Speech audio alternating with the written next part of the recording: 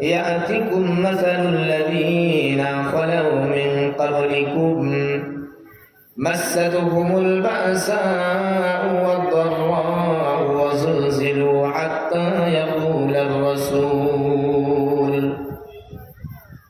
আল্লাহর নবী বলেন, ও সাহাবারা, তোমরা কি এটা মনে করো মহান আল্লাহ রাব্বুল আলামিন তোমাদেরকে এমনি এমনি জান্নাতে প্রবেশ করায় দিবেন? আম হাসিবতুম মান তাদখুলুল জান্নাহ।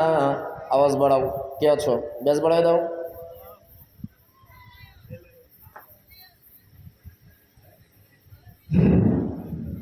একটু জিকির করেন, লা ইলাহা ইল্লাল্লাহ, লা ইলাহা, লা ইলাহা,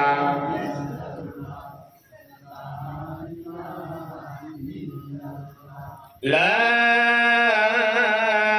ইলাহা ইল্লাল্লাহ মুহাম্মাদুর রাসূলুল্লাহ সাল্লাল্লাহু আলাইহি ওয়াসাল্লাম। আল্লাহর নবী সাহাবায়ে কিরামদেরকে ডাক দিয়ে বললেন, ও সাহাবারা,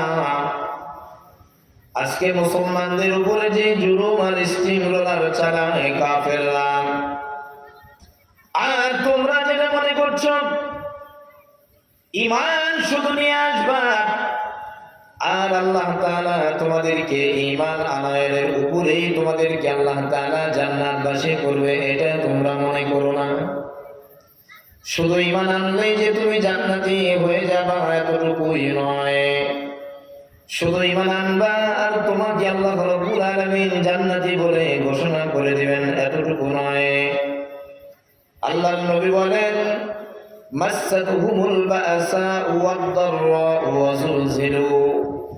এখন একটা সময় গিয়েছে, আমাদের পূর্ববর্তী যারা দুনিয়ায় এসেছিলেন, যতগুলো নবী রাসূল এসেছিলেন, নবী রাসূলের উপর পর্যন্ত হামলা মামলা হয়েছে, মারপিট পর্যন্ত হয়েছে, কাফেররা মারধর করেছে। হযরতে জাকারিয়া আলাইহিস সালাতু ওয়াস সালামের কথা উঠায় দিলেন। সাহাবারা শোনো, ও সাহাবারা, হযরতে জাকারিয়া আলাইহিস সালাতু ওয়াস সালাম একদিন, দুই দিন, তিন দিন নয়, এক মাস, দুই মাস, তিন মাস নয়, এক বছর, দুই বছর, তিন বছর নয়, এইরকম ভাবে বছরের পরে বছর, যুগের পরে যুগ যখন ইসলামের দাওয়াত কাফেরদের মধ্যে দিতেছিলেন, কাফেররা যখন ইসলামের দাওয়াত কবুল করে না, এক পর্যায়ে তারা ষড়যন্ত্র করে জাকারিয়া নবীকে দুনিয়া থেকে বিদায় করে দেওয়া লাগবে। বিদায় করে দেওয়ার জন্য তারা যখন ষড়যন্ত্র করে, বাড়ি থেকে প্রস্তুতি নিয়ে বের হয়। বের হয়ে জাকারিয়া আলাইহিস সালাতু ওয়াস সালাম একজন নবী ছিলেন বাবা, এই নবীর উপরে হামলা। হযরতে জাকারিয়া আলাইহিস সালাতু ওয়াস সালাম সামনের দিকে অগ্রসর হইতেছিলেন, দৌড়াইতেছিলেন। পিছনে মানুষের ভয়ে, কাফেরদের অত্যাচার, কাফেররা তাড়াও করেছে, সামনে গাছ পড়েছে, গাছ ফেটে গিয়েছে। হযরতে জাকারিয়া আলাইহিস সালাতু ওয়াস সালামের ডাক দিয়ে সালাম দিয়ে বলছেন, ও আল্লাহর পয়গম্বর, যদি সম্ভব হয় তাহলে আমি গাছের মধ্যে আপনি লুকায়া যান। হযরতে জাকারিয়া আলাইহিস সালাতু ওয়াস সালাম গাছের মধ্যে লুকায় ছিলেন বাবা। কাফেররা দেখেছে শয়তান ওয়াসওয়াসা দিয়েছে, এই জায়গায় জাকারিয়া নবী গাছের মধ্যে ঢুকেছে, তোমরা এই গাছটা কর্তন করে ফেলাও। হযরতে জাকারিয়া আলাইহিস সালাতু ওয়াস সালাম মাথার উপরের গাছটা কেটে ফেলা হয়। এক পর্যায়ে গাছের মধ্য দিয়ে করত দিয়ে ফাড়া করছে বাবা। জাকারিয়া আলাইহিস সালাতু ওয়াস সালামের মাথার উপরে যখন করত চলে আসছে, আল্লাহর নবী জাকারিয়া দেখছেন করতটা চলে আসছে মাথার উপরে, এখন মাথাটা দ্বিখণ্ডিত হয়ে যাবে, দ্বিখণ্ডিত করে দিবে কাফেরদের করত দিয়ে। আল্লাহ তাআলা ওহী পাঠিয়ে দিলেন, হাবিব আমার, গাছের মধ্যে আপনি আশ্রয় নিয়েছিলেন, আপনি যদি আমার কাছে একটু আশ্রয় চাইতেন আমি আপনাকে বাঁচাই লইতাম।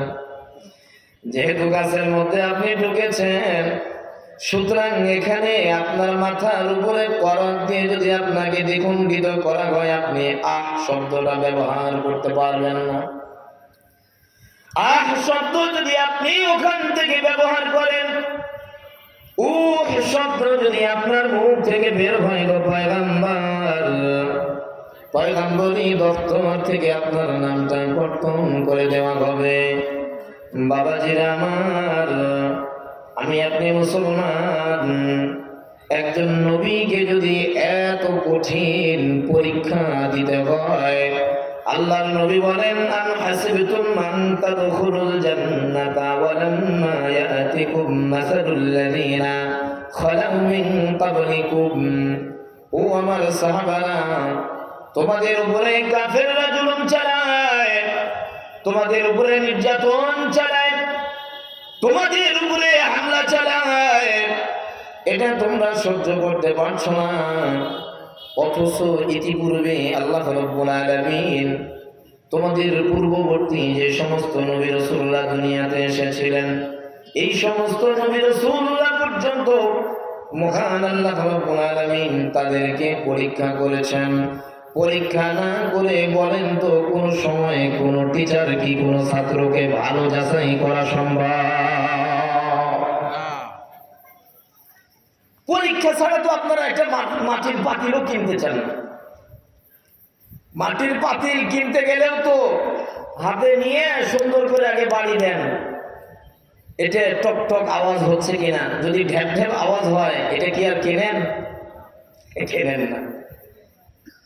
একটা মাটির পাতিল 10 টাকা 12 টাকা দাম, এটাও আপনি পরীক্ষা করছেন। অথচ আল্লাহ তাআলা ইমানের মতো দৌলত আমাকে আপনাকে দিলেন, পরীক্ষা না নিয়ে কি সামনের দিকে জান্নাত দেওয়া যাবে? কি বলেন আপনারা? এখন বলতে পারেন যে হুজুর আমরা তো ইমান নিয়ে আসছি, তাহলে আমাদের এত পরীক্ষা করার কি দরকার? প্রশ্ন আসতে পারে না? প্রশ্ন আসতে পারে। হ্যাঁ, এই প্রশ্নের উত্তর হলো, মনে করেন এই গ্রামের আব্দুর রহিম নামক একজন লোক আছে, আব্দুর রহিমের কাছে এমন একটা সম্পদ সে পাইছে, এমন একটা কোষ্ঠী পাথর পাইছে, এই পাথর বিক্রি করলে পুরো একটা বিভাগ ক্রয় করা যাবে। পাথরটা দামি না কম দামি? দামি। জোরে বলতে হবে, দামি না কম দামি? এবার বলেন তো, আব্দুর রহিম যেই পাথরটা নিয়ে আছে, এই এত দামি পাথর, এটা নিয়ে কি সে নিজের বাড়িতে নিরাপদ না? নিজের স্ত্রী কি বলবে? এই পাথরটা যদি আমি ওকে মেরে নিতে পারি, এরকম স্বামী তো আরো 2-4টা পাওয়া যাবে। অতএব পাথর আমাকে নেওয়া লাগবে। নিজের ছেলে মেয়ে, তাদের কাছে কি এই আব্দুর রহিম নিরাপদ? নিজের গ্রামের লোকদের কাছে নিরাপদ? কি বলেন আপনারা, নিরাপদ? কেন নিরাপদ না? তার কাছে কোষ্ঠী পাথর আছে, কোষ্ঠী পাথর আছে। আব্দুর রহিম এবার চিন্তা করেন, আমার বিবির কাছ থেকে আমাকে দূরে সরতে হবে, দূরে থাকতে হবে, পাথরটা আমাকে যেভাবে হোক রাখতে হবে, কোনোভাবেই হাতছাড়া করা যাবে না। সন্তান সন্ততি যারা আছে, এরাও তো সুযোগ পেলে আমার থেকে পাথরটা নিয়ে নিবে। সুতরাং এদের কাছ থেকেও আমার পাথরটাকে হেফাজত করতে হবে। এলাকার লোকজন যেহেতু জেনে পড়েছে, এলাকার লোকজন যেহেতু জানে, সুতরাং এই পাথরটা এলাকার লোকজন থেকেও আমাকে আলাদা করে রাখতে হবে, কোনোভাবেই যেন এই পাথরটা আমার হাতছাড়া না হয়। কারণ এত দামি পাথর, একটা পাথর বিক্রি করলে পুরো একটা বিভাগ ক্রয় করা যাবে। হাজার হাজার মানুষ এখন তার শত্রু। এটা কি আসলে আব্দুর রহিমের কোনো দোষ আছে? জোরে কোন? আব্দুর রহিমের কোনো দোষ নাই। দোষ হলো আব্দুর রহিমের কাছে একটা কোষ্ঠী পাথর আছে, যার দাম অনেক অনেক গুণে বেশি, অনেক অনেক গুণে বেশি। মুফাসসিরিন ইকরামগণ বলেন, কাফেররা মুসলমানদের উপরে আক্রমণ চালায়। কেন আক্রমণ চালায় বাবা, কেন আক্রমণ চালায়? যারা পরিমাণ ঈমান নিয়েও একজন ঈমানদার যদি দুনিয়া থেকে বিদায় নিতে পারে, আর এই যারা পরিমাণ ঈমানের বদৌলতে আল্লাহ পাক তাকে যদি জান্নাত দিয়ে দেয়, তাহলে এই যারা পরিমাণ ঈমানের দাম হলো এই দুনিয়ার 10 দুনিয়া সমান। এত দামি জিনিস নিয়ে যখন আপনি ঘুরছেন, কাফেররা এই ঈমানকে বিধ্বস্ত করার জন্য, আপনার থেকে ঈমানটাকে হরণ করে নেওয়ার জন্য আপনার উপরে জুলুম চালাবে, মামলা চালাবে, হামলা চালাবে, দাঙ্গামা চালাবে, হাঙ্গামা চালাবে। কেন চালাবে এটা কি বুঝছেন? শয়তান কাফেরদের ওয়াসওয়াসা দেয়। যেহেতু শয়তান আমাদের প্রকাশ্য শত্রু, রব্বে কারীম কালামে পাকের মধ্যে বলেন, ইন্নাশ শাইতানা লিল ইনসানি আদুউম মুবিন। শয়তান হলো মানুষের প্রকাশ্য শত্রু। প্রকাশ্য শত্রু জানার পরেও আমি যদি জানি এই লক্ষ্মীপুর গ্রামের মধ্যে আমার একজন প্রকাশ্য শত্রু আছে, আমার উচিত হলো, আমি যদি জ্ঞানী মানুষ হয়ে, আমার উচিত হলো শত্রুর কাছ থেকে আলাদা হয়ে থাকা। জোরে বলেন কথা ঠিক কিনা? শয়তান চায় না, কখনোই শয়তান চায় না একজন মুমিন, একজন ঈমানদার ঈমানের মাত্রা তো মহা দৌলত নিয়ে এসে দুনিয়ায় চলাফেরা করুক, এটা কখনোই শয়তান চায় না বাবা। না চাওয়ার কারণে শয়তানি ওয়াসওয়াসা যাদেরকে দেয়, তাদের চেলা চম্বন যারা আছে দুনিয়ার মধ্যে, এরা এখন মুসলমানদের উপরে আক্রমণ চালায়, এখন মুসলমানদের উপরে জুলুম চালায়।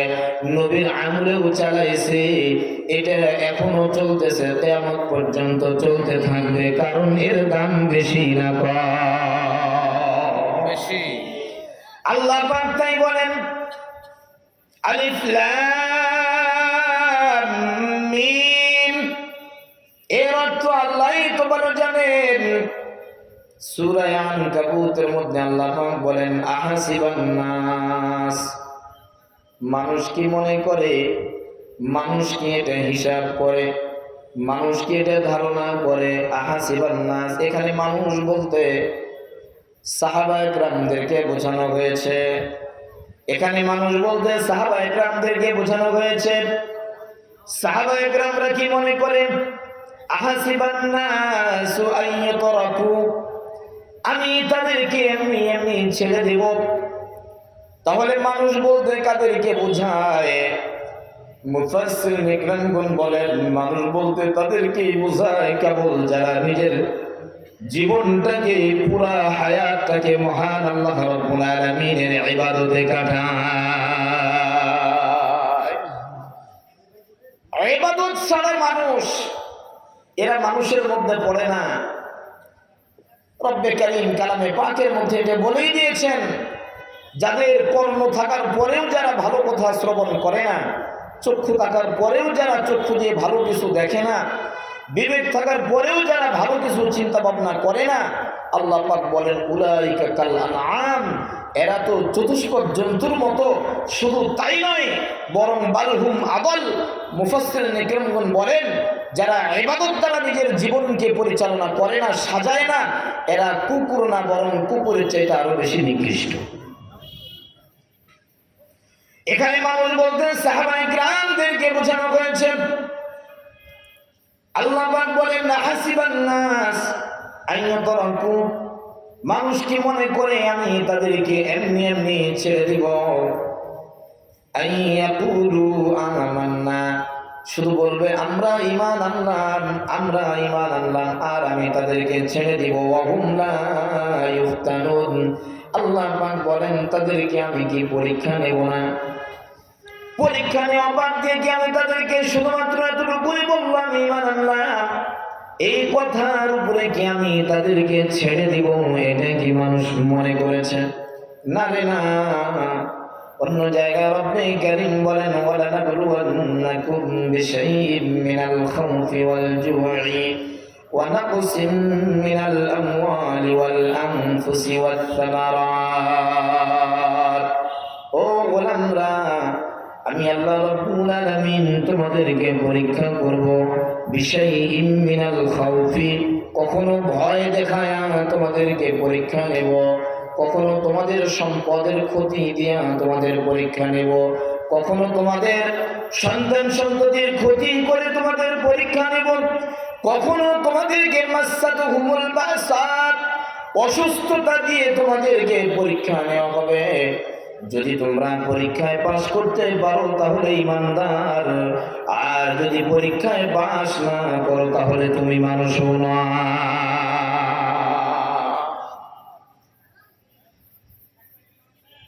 বলতে পারেন হুজুর আমি মানুষ না এই কথা বলার সাহস কিভাবে হয়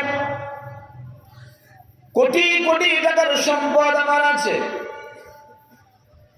কোটি কোটি টাকার সম্পদ আমার আছে সুতরাং আপনি কিভাবে বলতে পারেন যে আমরা মানুষ না আল্লাহ পাক বলেন আল্লাযী জামা'a মালাহু ওয়া আদ্দাদা ইয়াহসাবু আন্না মালাহু আখলাদা যারা আমল দ্বারা নিজের জীবনটাকে সাজায় না যারা কাফের মুমিন না যারা দুনিয়ায় মুসলমান হয় নাই এরা তো শুধুমাত্র মুমিনের ক্ষতি করতে চায় এরা সম্পদকে শুধু বাড়ায় সম্পদকে শুধু জমায় আল্লাযী জামা'a মালাহু সম্পদ শুধু তারা জমা করে ওয়াদ দাদা আল্লাহ পাক বলেন এরা ঈমানদার নয় বরং সম্পদ জমা করে পাশাপাশি শুধু ঘুমতে থাকে 5 কোটি টাকার মালিক হইলাম তারপরে 7 কোটি এরপরে 9 কোটি এরপরে 10 কোটি শুধু কোটির হিসাব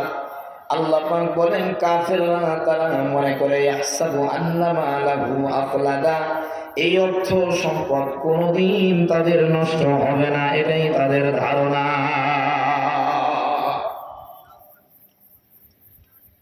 মুসলমানরা যখন কাফেরদের সামনে দিয়ে যায় আবু জেহেল সহ উতবা শাইবা বড় বড় নেতা যারা আছে তারা সকলেই মুসলমানদেরকে দেখে দেখে বলে আবু সুফিয়ান আম্মার ইবনে ইয়াসির রাদিয়াল্লাহু তাআলা আন হযরতে খুবাইব রাদিয়াল্লাহু তাআলা আন হযরতে বেলাল রাদিয়াল্লাহু তাআলা আন এই সমস্ত সাহাবাদেরকে দেখে তারা ঠাট্টা বিদ্রুপ করতে থাকে আর বলতে থাকে ওয়ায়াসখারুনা মিনাল্লাযীনা আমানু এরাই নাকি আবার ইসলামের বিজয় নিয়ে আসবে জীর্ণ শীর্ণ একেবারে দেখতে একেবারে গোলাম কালো হাবশী বেলাল আম্মার ইবনে ইয়াসার রাদিয়াল্লাহু তাআলা একটা ধাক্কা দিলেই পড়ে যাবে কাফেররা বলতে থাকে এরাই নাকি আবার ইসলামের বিজয় নিয়ে আসবে আল্লাহ পাক কাফেরদের উত্তরে বলেন ওয়াল্লাযীনা তাকাউ ফাওকাহুম ইয়াওমাল কিয়ামাহ জোরে বলেন না সুবহানাল্লাহ আল্লাহ পাক বলেন কাফেররা শোনো তুমি যে অর্থ সম্পদগুলো জমা রেখেছো এই অর্থ সম্পদগুলোর দাম আমি আল্লাহ রাব্বুল আলামিনের কাছে ততটুকু নাই যতটুকু দাম মাকড়সার জালের তোমাদের কাছে নাই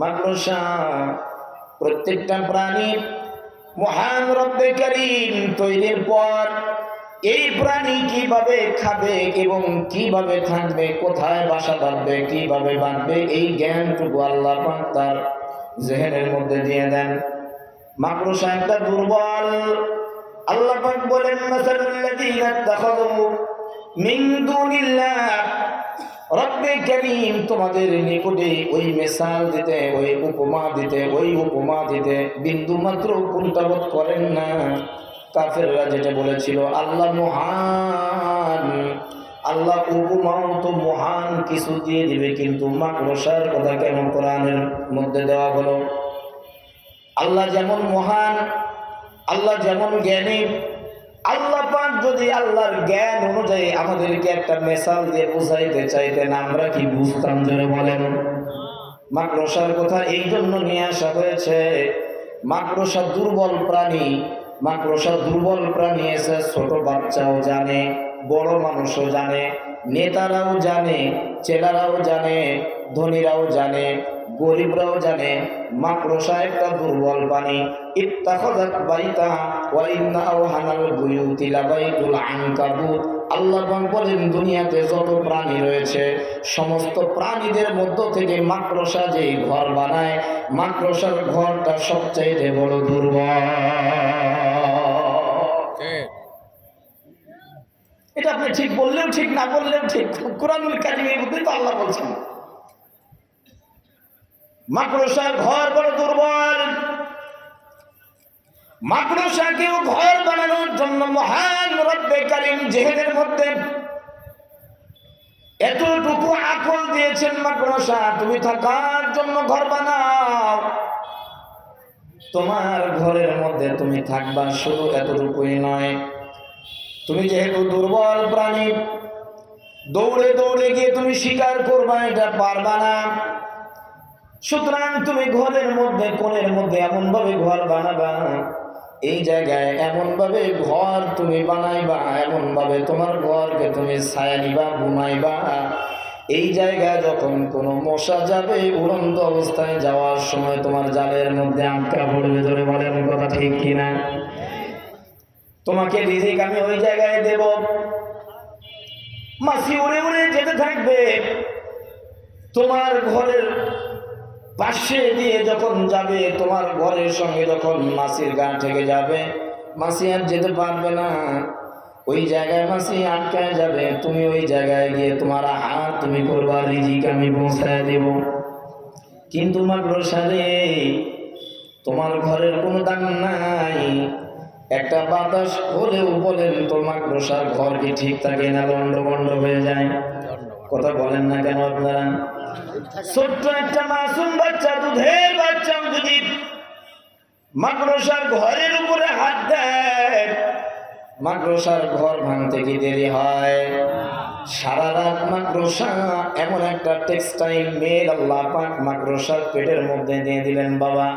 সারা রাত সুতা দেয়, সুতা ছেড়ে দেয়। অথচ ছোট্ট একটা দুধের বাচ্চা যদি তার ঘরের মধ্যে হাত দেয়, বলেন তো 2 ইঞ্চি সুতা পাওয়া যায়? জোরে কন, আরো জোরে বলেন। 2 ইঞ্চি সুতা পাওয়া যায় না। অথচ সুতা কি 2 ইঞ্চি ছিল না? মাইলের উপরে মাইল ছিল, মাইলের পরে মাইল। এই সুতার যেমন কোনো দাম নাই, আল্লাহ পাক বলেন গোলাম আল্লাযী জামা মালান ওয়া আদ্দাদা, তুমি যে দুনিয়াতে অর্থ সম্পদ জমা করো এবং গণনা করো, লাভে লাভ, আরো লাভ, বেশি লাভ, এত লাভ, শুধু লাভ হয়ে গেল, লাভ হয়ে গেল, তুমি কোটি কোটি টাকার মালিক হয়ে গেলা। আজকে বিপদে পড়ো, দেখো তোমার নেতাগিরি আর থাকে না, বরং শ্রোতারা বলে স্যার আগেই বলেছিলাম যে আপনি এতিমদের চাউলটা খায়েন না, চাউলটা যদি আপনি না খাইতেন তাহলে আপনাকে পুলিশ ধরতে আসতো না। নিজের বিবি পর্যন্ত বলে তোমাকে আমি আগেই নিষেধ করেছিলাম এই 10 টন খাওয়ার দরকার নাই, দেশের পরিস্থিতি ভালো না, এই চাউলটা চলে যাক, এটা জনগণই খেয়ে নেই, তুমি আমার কথা শুনলা না, এখন তুমি জেলখানায় যাও। ছেলে মেয়েরা বলে এমন একটা ঘরে জন্ম নিয়েছি, মানুষের সামনে মুখ দেখাতে পারি না, মানুষ বলে চোরের ঘরের চোর আসছে রাস্তা দিয়ে। ধরে বলেন কথা ঠিক কিনা?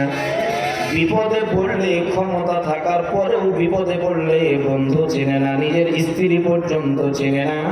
কবরে বিপদে পড়লে কি আপনি মনে করছেন ছেলে সেখানে বাঁচাবে? বাঁচাবে না। আল্লাহ পাক বলেন আল্লাযী জামা মালান ওয়া আদ্দাদা, যত অর্থ সম্পদ তুমি জমা করো না কেন, তোমার এই অর্থ সম্পদ আমি রব্বে কারীমের নিকটে মাকড়সার জালের সমতুল্য না। বলেন তো বাবাজিরা আমার, মাকড়সার জালের কোনো দাম আছে? আরো জোরে বলতে হবে, দাম আছে? আমার আপনার কাছে নাই। এমন একটা জায়গায় আমি নিয়ে যাব মাকড়সার জালের দাম আছে। প্রথমে নিয়ে যাই মাকড়সার নিকটে, মাকড়সার জালের দাম আছে না নাই?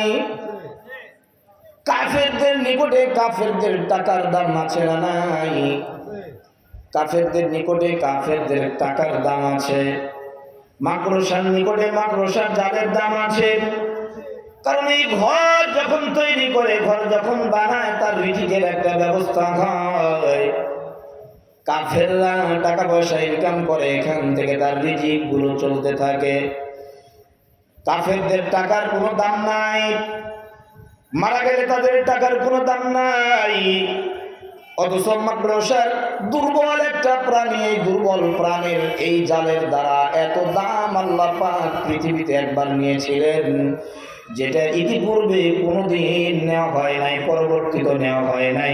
কিয়ামত পর্যন্ত এত বড় একটা কাজ আর কোনোদিন নেওয়া হবেও না।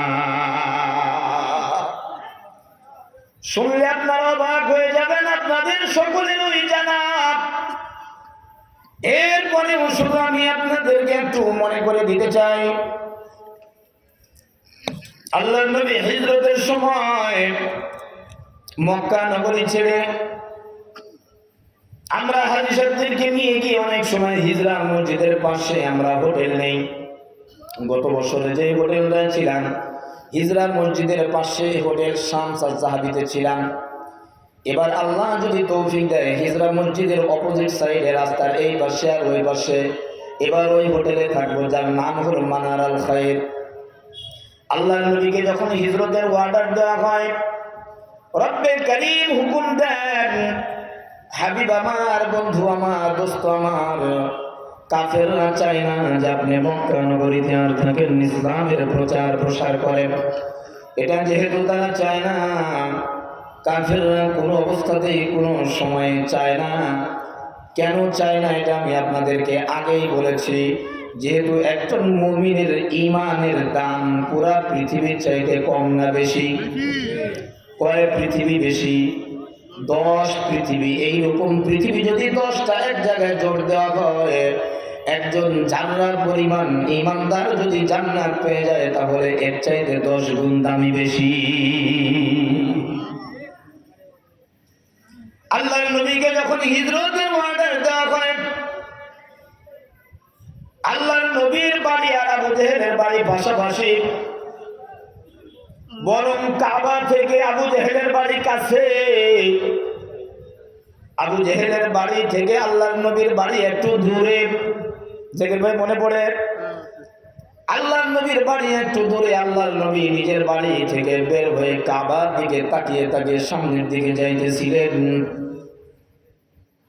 যেই জায়গায় গিয়ে একটু অবস্থান নিয়েছিলেন, কিছু সময় একটু থেমেছিলেন, এই জায়গাটাই হলো হিজরতের সময় একটু থেমেছিলেন, যার কারণে এখানে একটা মসজিদ তৈরি করা হয়েছে, ছোট্ট একটা মসজিদ। এই মসজিদের নাম হলো হিজরা মসজিদ। এই মসজিদে আমরা অনেক সময় হাজিরা নামাজ আদায় করে, কাবাতেই বেশি নামাজ আদায় করে। এই মসজিদের পাশ দিয়ে আল্লাহর নবী যাইতেছিলেন।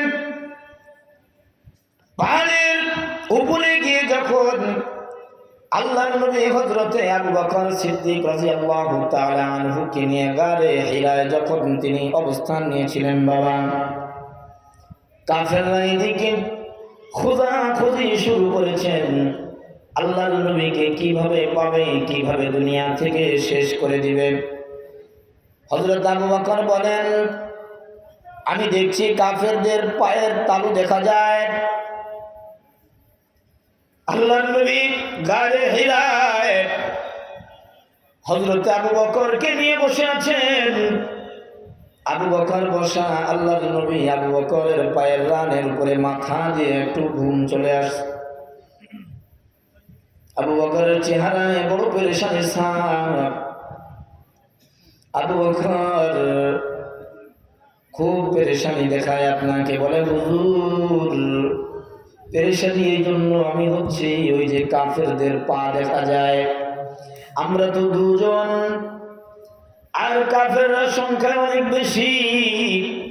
আল্লাহর নবী বলেন, আবু বকর চিন্তা করিও না রে আবু বকর, তাহজান, তুমি কোনো টেনশন করো না, চিন্তা করো না। ইন্নাল্লাহা মা'ানা, নিশ্চয় রব্বে কারীম আমাদের সঙ্গে আছেন। জোরে বলেন না সুবহানাল্লাহ। আল্লাহ তাআলার হুকুমে এই জায়গায় মাদ্রাসা মুহূর্তের মধ্যে জাল বানায়, মুহূর্তের মধ্যে ঘর বানায়। এই জায়গায় কবুতর ডিমও দেয়। কাফেরদের মধ্য থেকে একজন বলল, দেখো এই গুহার মধ্যে হয়তোবা মুহাম্মদ লুকায় থাকতে পারে।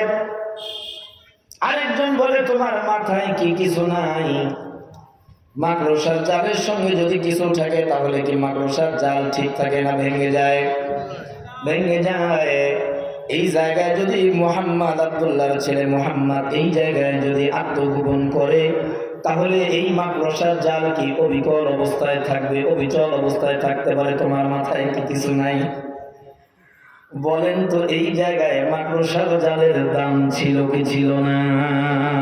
ছিল। কম না বেশি? বেশি। জোরে বলতে হবে, কম না বেশি? বেশি। এত বেশি, এত বেশি, এত বেশি, যেটা পুরা পৃথিবী দিয়েও এই মাকড়সার জালকে এই জায়গায় ক্রয় করা যাবে না। জোরে বলেন, যাবে না। বলতেছিলাম বাবা, কাফেরদের যে সম্পদ, এই সম্পদ মাকড়সার জালের সমপরিমাণ দাম আল্লাহ রাব্বুল আলামিনের কাছে নাই। আরেকটা কথা বলতেছিলাম, প্রাণী যেই প্রাণী হোক না কেন তাকে রিজিকের ব্যবস্থা মহান রব্বে কারীম করে দিয়েছেন। গরু ছাগলের বাছুর হয়েছে, বাচ্চা হয়েছে, আজকে হয়েছে, কে তাকে কোন স্কুলে শিখায় দিল? কোন জায়গায় তার খাবার আছে এটা কি কোনো বৈজ্ঞানিক তাকে শিখাই দিয়ে আসছে? জোরে বলেন না। মুহূর্তের মধ্যেই তার খাবার সে কোন জায়গায় আছে সে বুঝে নেয়, চিনে নেয়, খুঁজে নেয়। চড়ুই পাখি বা বাবুই পাখি যেটা আমরা দেখি, কি বিজ্ঞানী, কোন বিজ্ঞানী তাকে কোন স্কুলে কোন কলেজে লেখাপড়া করাইল বাবা? আজ পর্যন্ত কোন বিজ্ঞানী চড়ুই পাখির মতো একটা পাতা আরেকটা পাতার মধ্যে কিভাবে ঢুকায় দিয়া তার বাসা বাঁধায়? বাবুই পাখিগুলো কত সুন্দর করে বাসা তৈরি করে, বাসা তৈরি করে উপরে আবার সুন্দর করে মিনারার মতো তৈরি করে। তাফসীরের কিতাবের মধ্যে আসছে উপরের যে মিনারা এটা হলো তাদের রেস্ট হাউস। যারা বলেন না সুবহানাল্লাহ। বাবুই পাখি তার বাসাটা দেখেছেন কত সুন্দর ভাবে গাছের পাতার সঙ্গে ঝুলাইয়া এমন ভাবে বাসা তৈরি করে যেটা পৃথিবীর কোন মানুষ এই বাসা বানানো সম্ভব? জোরে কোন না। কে জ্ঞান দিল বাবা? কে জ্ঞান দিল? আবার সুন্দর মতো মাঝখানে একটা লিল্টন রড দিয়ে দেয়, যেই জায়গায় বসে উন্মুক্ত বাতাস খেতে পারে। নিচে আবার একটা লাইটের ব্যবস্থা করে দেয়। আমাদের মতো এই পল্লী বিদ্যুৎ নয়, শহরের নিস্কো নয়, কখন টান দিবে চলে যাবে, মানুষের উপরে পরনির্ভরশীল হয়ে থাকতে হবে এমনটি নয়। বাবুই পাখিগুলো তাদের বাসার মধ্যে এমন ভাবে ইলেকট্রিসিটি ব্যবহার করে বাবা। এই যে আমরা জোনাকি পোকা দেখি তো, জোনাকি পোকা আমরা দেখি তো, জোনাকি পোকা এর সুইচ হলো মুখের মধ্যে, এর সুইচ অন অফ এর সুইচ মুখের মধ্যে, মুখ দিয়ে অফ হয় আবার মুখ দিয়ে অন হয়। এই চড়ুই পাখি বা বাবুই পাখি এই জোনাকি পোকাকে ধরে নিয়ে তার নিজের বাসার মধ্যে নিয়ে গিয়ে বাসার মধ্যে একটু কাদা আগে থেকেই রেখে দেয়। জোনাকি পোকার মুখটা যখন কাদার মধ্যে দিয়ে দেয়, এই জোনাকি পোকা আর সারা রাত তার পিছনের লাইটটা অফ করতে পারে না। সারা রাত বিদ্যুতের ব্যবস্থা বুদ্ধি কে দিয়েছে? আল্লাহ। আরো জোরে বলতে হবে, কে? আল্লাহ পাক তাই বলেন, আলিফ লাম মিম আহাসিবান নাসু আন ইউতরাকু আন ইয়াকুলু আমান্না ওয়া হুম লা ইফতানুন। মানুষকে এটা ধারণা করে, মানুষকে এটা মনে করে আমি তাদেরকে ছেড়ে দিব। আন ইয়াকুলু আমান্না, শুধু বলবে আমি ঈমান এনেছি আর এর উপরে ছেড়ে দিব। ওয়াহুম লা ইফতানুন, তার থেকে কোনো পরীক্ষা নেব না। এটাই কি মানুষ মনে করেছে? অর্থাৎ সাহাবায়ে কেরামদের বিষয়ে আল্লাহর নবীর কাছে ওহী নাযিল হইতেছেন। আল্লাহর নবী মনে আছে নাকি আপনাদের আমি জানি না, খানায় কাবার ওয়ালের সঙ্গে হিলানা দিয়ে, মাথাটা হিলানা দিয়ে সুন্দর করে বসা অবস্থায় ছিলেন, চক্ষুটা বন্ধ করে। সাহাবায়ে কেরামদের উপরে কাফেরদের জুলুমের স্টিম রোলার চালায়। কাফেরদের জুলুম সহ্য করতে না পেরে মুসলমানরা এবার আল্লাহর নবীর কাছে বলেন, মাতা নাসরুল্লাহ।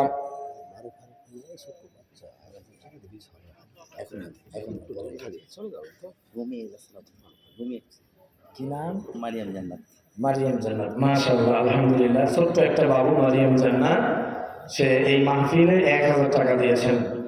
আল্লাহ তাআলা তার দানকে কবুল করেন, জানে মানে